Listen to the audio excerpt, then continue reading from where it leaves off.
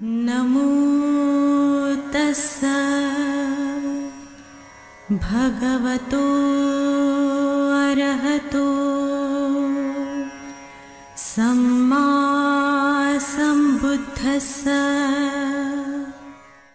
बुद्ध और उनका धम्म, बाबा साहेब डॉक्टर अम्बेडकर द्वारा रचित कालजयी पुस्तकों के इस रचना संसार में आपका स्वागत है।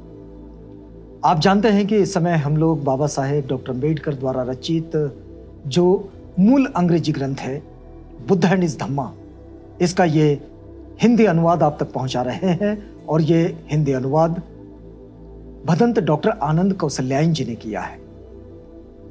हम आपको थोड़ा सा याद दिला देते हैं कि इस समय ये जो चल रहा है ये द्वितीय कांड का ये पहला भाग है और पहले भाग का ये है तीसरा अध्याय, जिसका शीर्षक है 2 तरह की धम्म दीक्षा।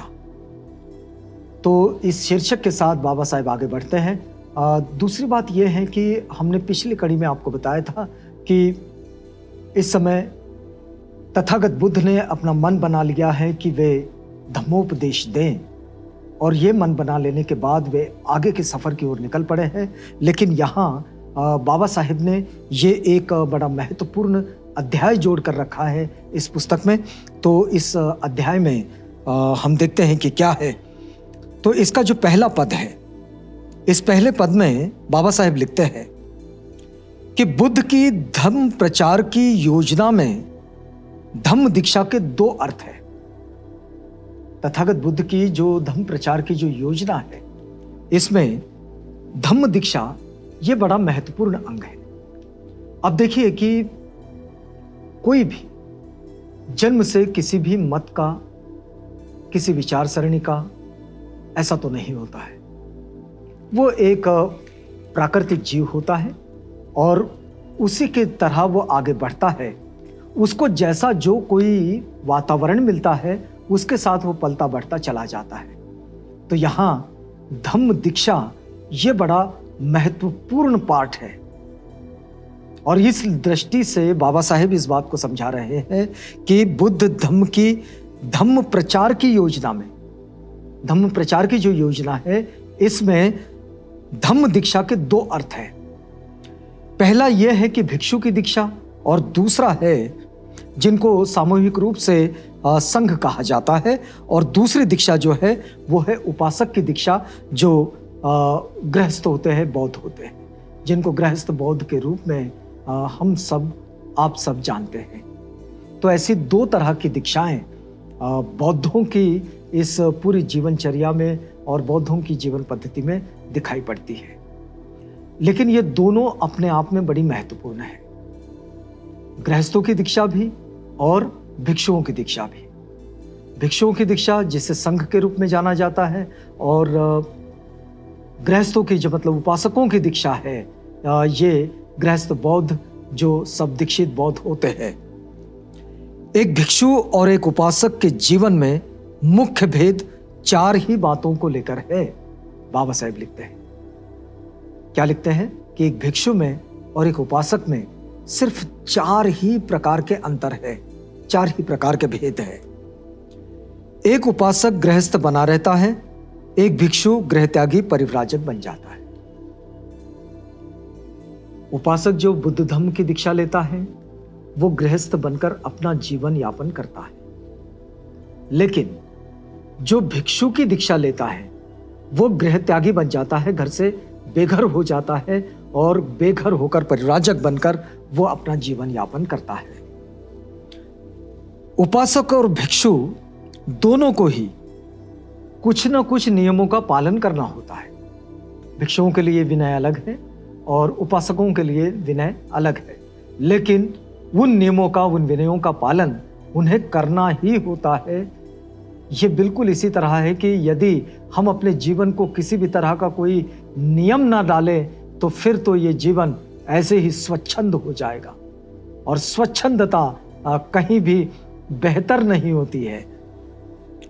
भिक्षु के लिए वे व्रत है, उनका पालन ना करना दंडनीय है। यदि कोई नियम है तो भिक्षुओं के लिए वो व्रत जैसा है, उसका पालन ना करना ये उसके लिए दंडनीय है, उसके लिए वो उसको अपराध मानकर उसको दंड देगा भिक्षु संघ।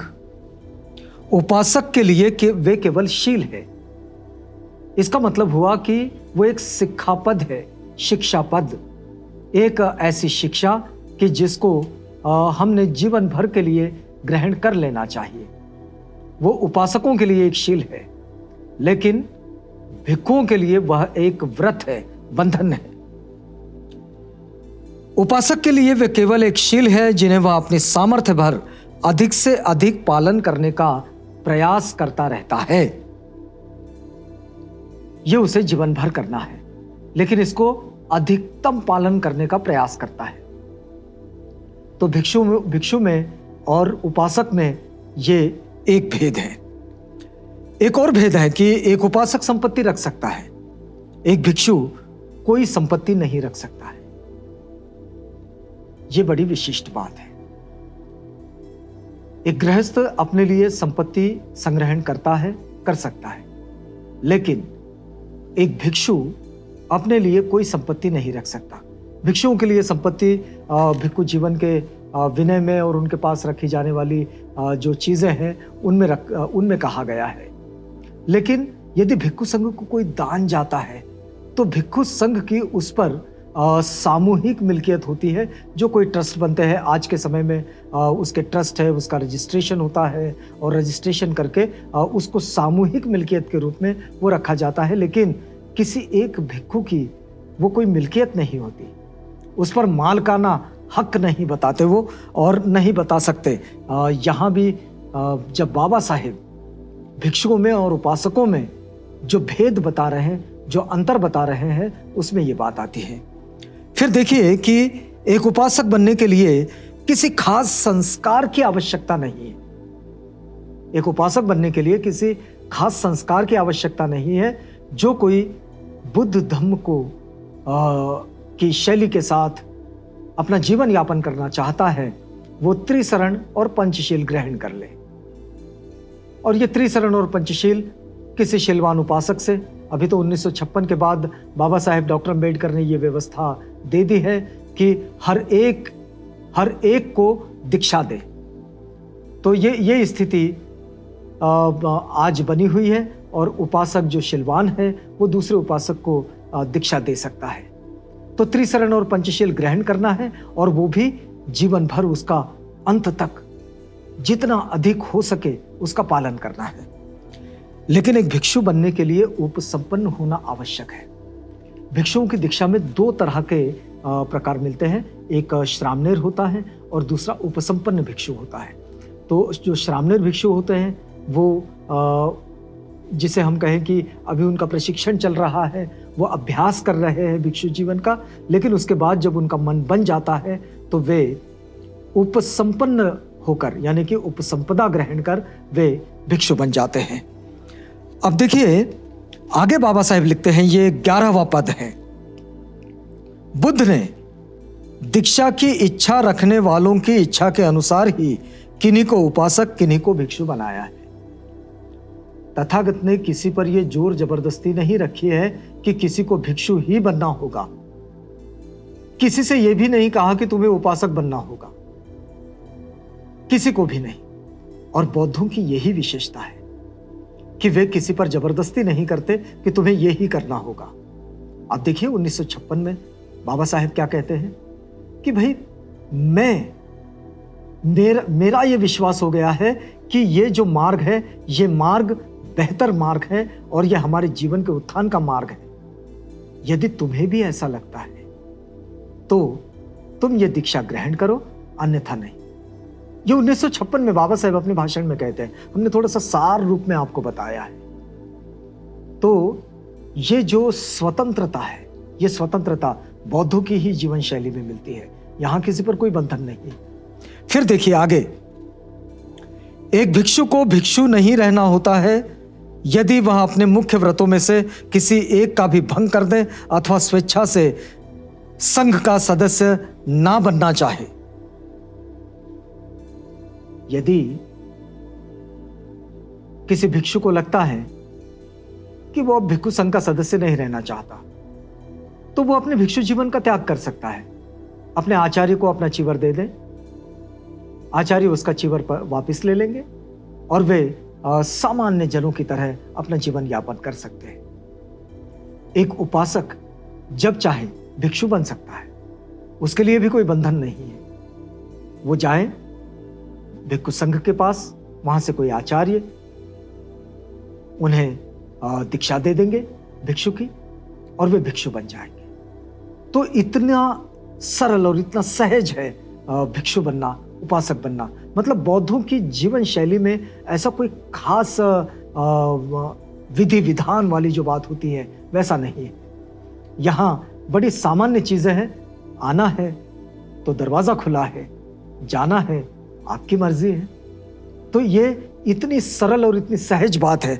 तो देखिए कि एक उपासक जब चाहे भिक्षु बन सकता है, और यदि कोई भिक्षु व्रतों का भंग कर देता है, शीलों का भंग कर देता है, अगर वो नियमों के बाहर चला जाता है, तो पहले ही कहा गया है कि जो नियम भंग करता है उससे दंड भी हो सकता है, और ये दंड उसे भिक्षु जीवन से बाहर करने वाला दंड भी हो सकता है। ये नहीं समझना चाहिए कि इस पुस्तक में बाबा साहेब लिखते हैं कि इन पृष्ठों में जिनके नाम आए हैं तथागत ने केवल उन्हें ही दीक्षित किया है। ऐसा कोई ना समझे कि ये जो बाबा साहेब ने बुद्ध और उनका धम्म ये ग्रंथ लिखे हैं तो इसमें जिन लोगों के नाम आए हैं तथागत ने उन्हीं लोगों को दीक्षा दी, बाकी और किसी को नहीं दी। ऐसा नहीं है। बाबा साहेब ने यहाँ विशिष्ट लोगों की दीक्षा का उल्लेख किया है। फिर बाबा साहेब लिखते हैं, ये 15वां पद है द्वितीय कांड के पहले भाग का। जो चंद उदाहरण चुने गए हैं वे केवल ये दिखाने के लिए कि दीक्षा देने अथवा अपने सद्धर्म का प्रचार करने के सिलसिले में बुद्ध न किसी जाति का विचार करते थे और न किसी पुरुष या स्त्री के होने का। हमारे यहाँ जो भेदभाव का जो आचरण मिलता है, उसमें स्त्री पुरुषों के बीच जो भेदभाव मिलता है, जाति जातियों के बीच जो भेदभाव मिलता है, तो यहाँ बाबा साहेब लिखते हैं कि उन्होंने इस पुस्तक में जिन चरित्रों के नाम लिखे हैं उसके विषय में केवल बात इतनी ही है, और ये बताने का ये प्रयास है कि तथागत बुद्ध जाति जाति में भेद किए बिना प्रत्येक जाति के, मतलब वो कोई भी हो, सभी को उन्होंने अपने संघ में, भिक्षु संघ में दीक्षा दी है। चाहे वो पुरुष हो चाहे स्त्री हो, उन्हें भी दीक्षा दी है। तो इसलिए ये मानने की कोई खास जरूरत नहीं है कि भाई तथागत के पास कोई भेदभाव है। बाबा साहेब ने ये शीर्षक के साथ लिखा था इसे कि 2 तरह की धर्म दीक्षा। तो हमने इन दोनों धर्म दीक्षाओं को समझ लिया है। अब यहाँ रुकते हैं बुद्ध और उनका धम्म के पठन पाठन की इस प्रक्रिया में। इस वादे के साथ रुकते हैं कि कल आपसे पुनः भेंट होगी जब हम बुद्ध और उनका धम्म इस ग्रंथ का ये जो अध्याय पठन है इसे हम आगे बढ़ाएंगे। तो तब तक के लिए हमें इजाजत दीजिएगा।